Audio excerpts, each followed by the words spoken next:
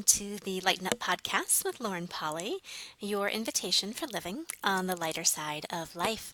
I am Lauren Polly, and I am delighted you've chosen to join me today for episode 171, Win-Win Situations, being able to choose from more than just you.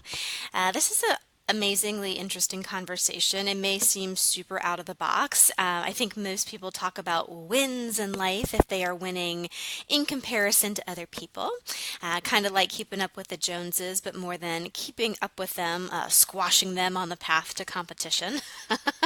It's unfortunate, but we live in a reality and a society where so often the compare and the contrast happens. And so often the wins are only seen as wins if they are over other people's losses.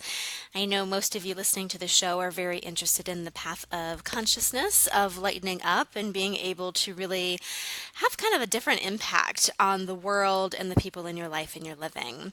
So you may not function from there, but I want to put that out there because a lot of times when you don't function from the place that in order to win, other people have to lose or the competition nature, you are a little bit blindsided when other people choose that. It is unfortunate, but a lot of people do have that mindset. It's just something to be aware of so that you don't get caught in the crosshairs. So this episode is coming pretty much from this amazing experience I had at the hospital, actually, that I managed at a couple weeks ago. I want to start a new scope of practice, and in order to do that, I need $100,000 in medical equipment. So I had a very different experience for myself where I had to actually stand up in front of the chief financial officers and the comptrollers for the entire system and kind of lay out my case, so to speak. It was fascinating to me to have this experience and to have the prep work kind of leading into it that my bosses went over with me of how to phrase the message, how to phrase it in a way where they could see it as a win for what they're concerned of. And I know even if you're not in the business world, but if you are an entrepreneurial, if you're a parent trying to negotiate with your children, if you're in just the constant negotiations and relationships in the co-creative process, this is actually super, super relevant to you. A lot of times we think that we have to phrase things in a way where other people will have buy-in, where other people kind of go, oh, that's an amazing idea, and it impacts me wonderfully, so it's a yes. It's a good manipulation tactic. I use it quite often, absolutely. But deeper than that, even deeper than that, for me with this experience, it was amazing because it wasn't about phrasing it in a way that actually showed that it was a win-win. It was about speaking to the true nature of it as it being a win-win. Because in my viewpoint, there wasn't a self-interest, there wasn't a push, there wasn't a need to do it. It was just something that I saw could have a ripple effect throughout the entire hospital, improving patient care, improving the way we utilize other departments, also an improvement for my staff development too. All of this stuff came to play. So it was just kind of fascinating having this pre-work of like, oh, you have to phrase it this way because that's the way they're going to see it as a win. And from my point of view going, but it is a win for everybody. And so I wanted to kind of put this story out there just so you could start looking at where in your life are there actually win-win scenarios? Where are there things you're looking to create, whether in relationships, whether in personal or business relationships, whether in the creative process in the business world, at work, wherever it is that you're moving and grooving and creating. Where are there win-win scenarios that you haven't actually acknowledged? That if you were willing to kind of come at it from that angle and not just the talking points of it, we'll get into that in a bit, not just the talking point of why it's a win so you can kind of convince other people to jump on board or even better, inspire and motivate and delight in them jumping on board, but you could actually look and speak to what's true for you. Whenever there's an energy that's actually congruent with what is, and whenever you speak to that energy in a congruent way, people listen, people sit up, people take notice, and it is an immediate yes, yes in their world. So often, most of the sticky parts come when we think that we have to manipulate or lie or hide things or secret stuff, or, well, if I phrase it this way, they'll come on board, and if I don't phrase it this way, they won't, so I have to say it this way.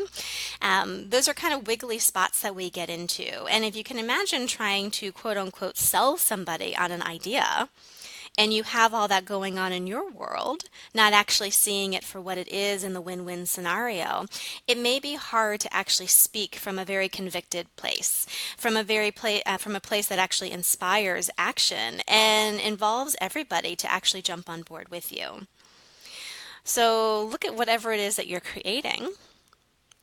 Where have you not yet acknowledged that what you desire to create does have a positive ripple impact out in the people in your life, in the world at large? And could you actually take your eyes off the kind of self-interested, I really want it my way, or I would really want this? Nothing's wrong with that, but just take your eyes off of that for a second and expand your vision. And the way I do this, I let my energy expand, but I also kind of imagine my viewpoint expanding as well. So all of a sudden, the things that were in the periphery start to come to light and be included in the picture. If it wasn't just about you, but was about the greater good, quote unquote, or the creative good, how would you be going about engaging not just with that creation, but with the people who are connected to it as well? And would that change anything, you know? It was funny going into this big meeting with all the biggie wigs, and I'm not used to this, just FYI. I'm used to walking into a room full of doctors and talking about patient stuff at the hospital. In the business world, or in my business world anyway, with my life coaching business, I'm used to going into workshops where people registered to be there, willing audience, you know?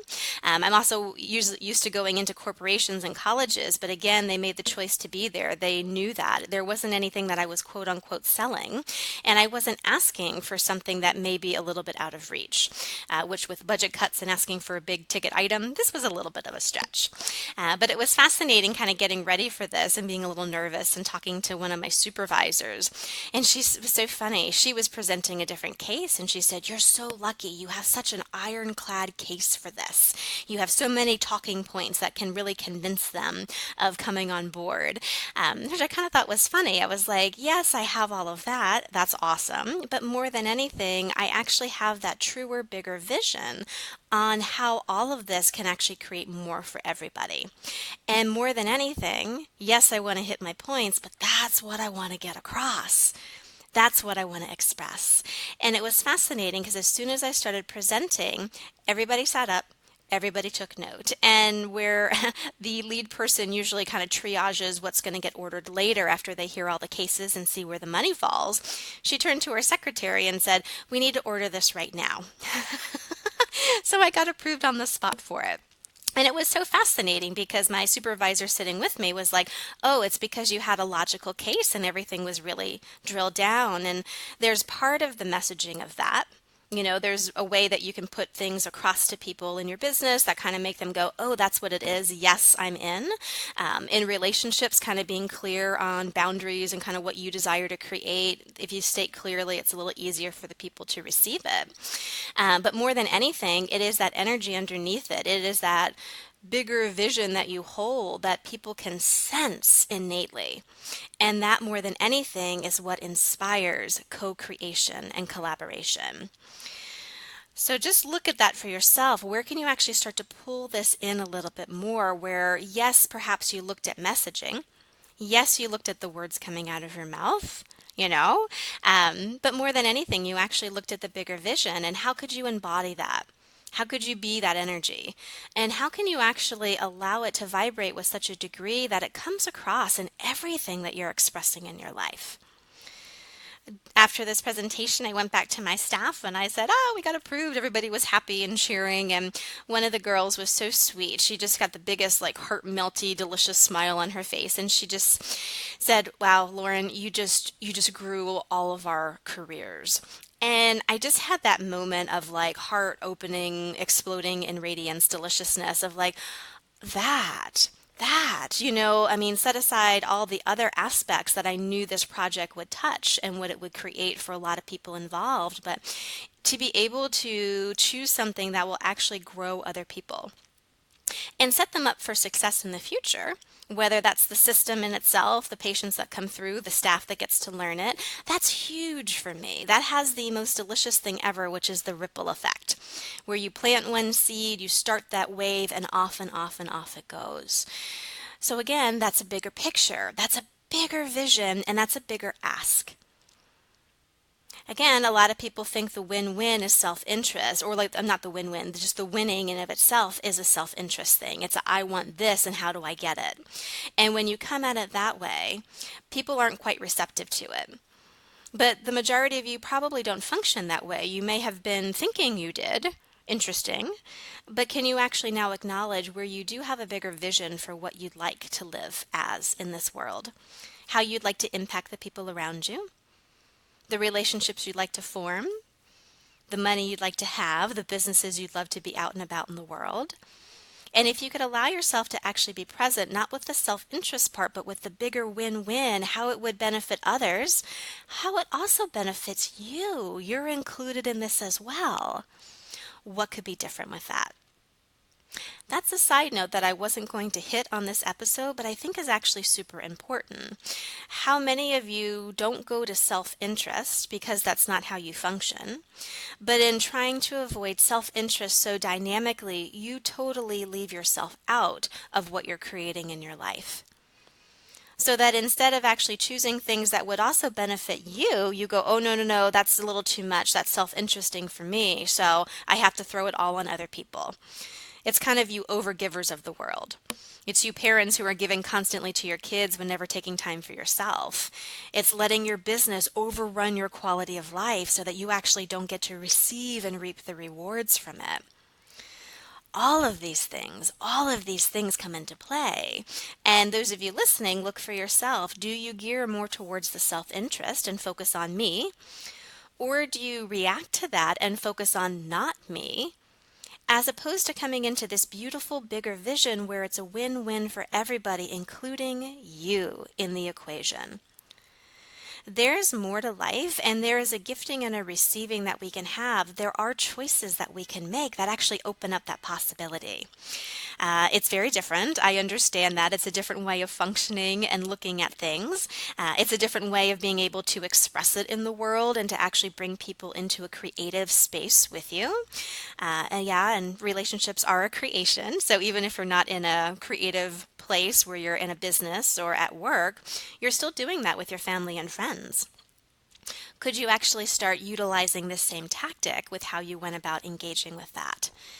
Win-win scenarios are amazing, and they really do have a lightness and a generative energy and that beautiful ripple effect that once that wave gets going has the ability to ripple out into the future in perhaps unforeseen delicious ways.